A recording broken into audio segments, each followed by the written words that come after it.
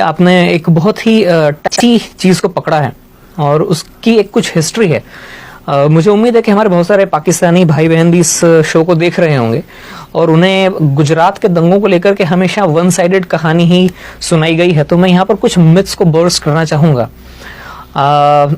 अक्सर ही बताया जाता है, पाकिस्तान के अंदर तो यही खबरें जाती हैं कि मोदी के राज में 2000 मुसलमानों को मार दिए, लेकिन एक्चुअल फिगर 2000 नहीं है। वैसे मुझे शर्म आ रही है ये नंबर्स बोलने में। ये कोई खुशी का मौका नहीं है, ये कोई खुशी की चीज नहीं है कि मैं ये कहूं कि 790 मुसलमान मारे गए थे, 240 हिंदू मारे गए थे।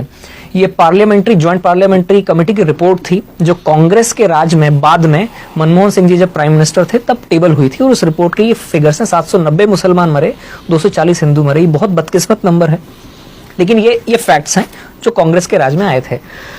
अब इमीडिएट रीजंस ये थे कि साहब एक ट्रेन थी जो अयोध्या, जो हिंदुओं का एक बड़ा, जैसे मुस्लिम भाई बहनों का जैसे मक्का या मदीना होता है, वैसे अयोध्या राम जी का जन्मस्थल माना जाता है। वहां से तीर्थयात्रियों की एक ट्रेन अयोध्या से लौटी थी।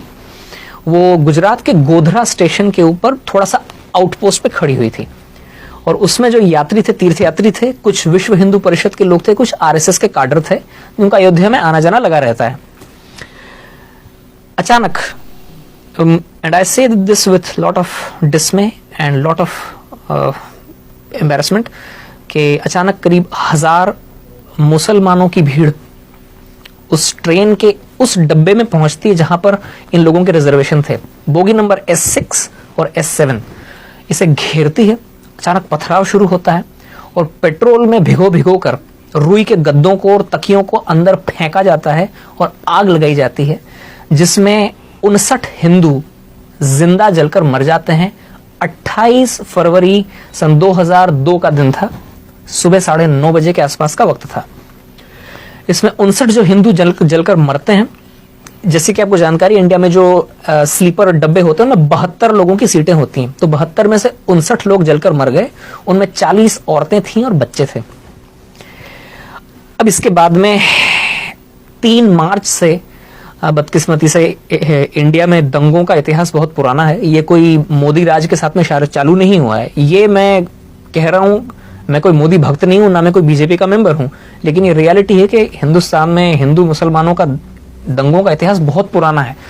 बदकिस्मती से दंगे हो जाते हैं 3 मार्च से। जब शुरुआत में इस खबर को थोड़ा दबाया गया, लेकिन जब 59 लोग जिंदा जलकर उन पापड़ जैसे बन गई वो लाशें, और उन लाशों को जब ट्रांसपोर्ट किया गया था तो वो लाशें जहां जहां से गुजरी वहां से ये खबर फैलती चली गई और 3 मार्च से दंगे फसाद चालू हुए, जिनमें बदकिस्मती से जो मैं फिगर्स मैंने आपको बताई उतने लोग मारे गए थे। अलबत्ता दूसरे फैक्ट्स जो हैं उन पर पर्दा डाल दिया जाता है। ऐसा पहली बार हुआ था जब किसी भी राज्य में दंगे शुरू होते ही 48 घंटे के अंदर अंदर वहां के चीफ मिनिस्टर ने आर्मी को आने के लिए ग्रीन सिग्नल दे दिया हो। 5 मार्च का दिन था, आर्मी की टुकड़ियां पहुंच गई थी फ्लैग मार्च करने के लिए। दूसरी बात, ऐसा पहली बार हुआ इंडिया में कि पुलिस की गोलियों से 100 हिंदू दंगाई मारे गए थे। ये फैक्ट्स हैं, ये डॉक्यूमेंटेड फिगर्स हैं, मैं अपने मन से नहीं बता रहा हूं। और ऐसा पहली बार हुआ था कि इस तरह से कट्टर, जो मुस्लिम्स के अंदर जो कुछ कट्टर और ऑर्गेनाइजेशंस थे, उन्होंने वहीं के पास में गोधरा में करीब 50 मस्जिदें हैं, 50-60 मस्जिदें, छोटा सा कस्बा है लेकिन 50-60 मस्जिदें हैं। हो सकता है उनमें से कुछ मस्जिदों को सऊदी फंड्स आते हों, जहां पर वो वहाबिज्म की जो एक्सट्रीम हार्डलाइनर आइडियोलॉजी वहां से प्रोपगेट करते हैं। एक मस्जिद से मोबिलाइज हुई थी वो मॉब जिसने ट्रेन को घेरा था और जिस तरह से जलाया गया, ये भी पहला मौका था इंडिया के अंदर। ये उसका इमीडिएट रीजंस थे। इसके पीछे हिस्ट्री का थोड़ा सा और पीछे आप जाएंगे तो गुजरात की पॉलिटिकल अनसर्टेनिटी भी बहुत ज्यादा थी उस वक्त। ये मार्च 2002 की बात है। उससे 2.5 महीना पहले जब दिवाली के आसपास का वक्त था, तब ही मोदी जी को पैराड्रॉप किया गया था। अटल जी और आडवाणी जी के कहने पर उनको सीधे उठाकर चीफ मिनिस्टर बनाया गया था। वे गुजरात में उसके पहले कभी असेंबली के मेंबर तो क्या, चुनाव लड़ना तो क्या, वे कभी किसी म्यूनिसिपल कॉर्पोरेशन का भी चुनाव नहीं लड़े थे।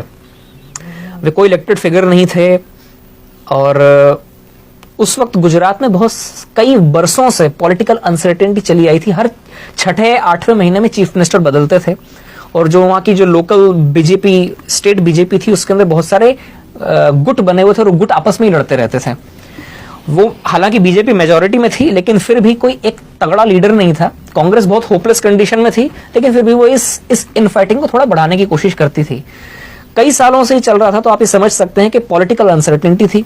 जब किसी भी जगह पर पॉलिटिकल अनसर्टेनिटी होती है तो वहां के एडमिनिस्ट्रेशन के ऊपर उसकी मार पड़ती है।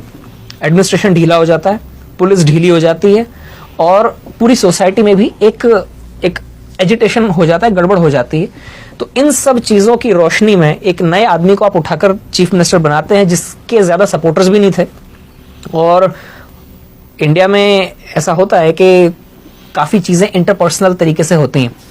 चीफ मिनिस्टर की उस वक्त हो सकता है वहां के पुलिस वालों से भी ज्यादा जान पहचान ना हो, पुलिस वाले सुनते ना हो, इवन खुद अपनी ही पार्टी के लोग ऐसे मौके पर नए मुर्गे की टांग खींचने की कोशिश करते हैं कि मैं आपको यहाँ पे इसलिए टोक रहा हूँ, आपकी पूरी कहानी हम तक पहुंची और बड़ी इंपॉर्टेंट है। आपने फैक्ट्स के साथ बात की, ये वो फैक्ट्स है जो हमारे दर्शकों को जानने की जरूरत है। आपने एग्जैक्ट नंबर बताए कि हुआ क्या, इंसिडेंट क्या हुआ, क्या कुछ हुआ, और अनफॉर्चुनेटली ऐसा हुआ। मगर उसके बाद हम देखते हैं कि वो ना तो मोदी साहब ने किया था, मोदी साहब ने कंट्रोल किए, और उसी स्टेट में जहां ये इंसिडेंट पहले हुआ करते थे, फिर हमें आगे ये पता चलता है कि उन्होंने मैक्सिमम उसको कंट्रोल किया। मैं कनाडा में गवा हूं, जब मोदी साहब हार्पर गवर्नमेंट के ज़माने में यहाँ पर आए थे तो सबसे बड़ा डेलीगेशन गुजराती मुसलमानों का उनके साथ मिला था, और कितने प्यार से वो मिले थे। मैं इस वक्त काश में रेडी होता तो मेरे पास वो वीडियो में दिखाता अपने दर्शकों को। ये तो वो फैक्ट है। अब देखिए, एक चीज और जोड़ना चाहूंगा इसमें कि उन दंगों के बाद मोदी जी, ये फैक्ट है जी, एक के बाद में 3 इलेक्शन जीते हैं, 5-5 साल। बिल्कुल ऐसा है। अगर उन्होंने दंगे करवाए होते, जैसा कि लोग बोलते हैं, नहीं, वो तो एक सिस्टेमिक कैंपेन है ना उनके खिलाफ, डेमोनाइज करने की। तो गुजरात की जो पब्लिक है, इंडिया की सबसे ज्यादा एजुकेटेड पब्लिक में से मानी जाती है। वो इतनी बेवकूफ तो नहीं है कि किसी मास मर्डरर को एक के बाद में 3 इलेक्शन जिताएगी। और दूसरी बात यह है कि एक बार जब ये जम गए वहां पर, तो इतिहास साक्षी है, तारीख गवाह है कि उसके बाद में फिर गुजरात में कभी कोई दंगा नहीं हुआ जी। और ये बड़ी दिलचस्प बात है कि आज भी इस आदमी की तनकीद करने के लिए लोगों को कुछ और नहीं मिलता है तो 17 साल पीछे जाते हैं। राइट। मतलब 17 साल से ये आदमी लगातार या तो गुजरात का चीफ मिनिस्टर था या इंडिया का प्राइम मिनिस्टर था। इन 17 सालों के कालखंड में इस आदमी के खिलाफ बोलने के लिए किसी को कुछ नहीं मिल रहा है। मतलब तो वो ये जो 17 साल पीछे जाना पड़ता है लोगों को। अच्छा, बड़ी दिलचस्प बात।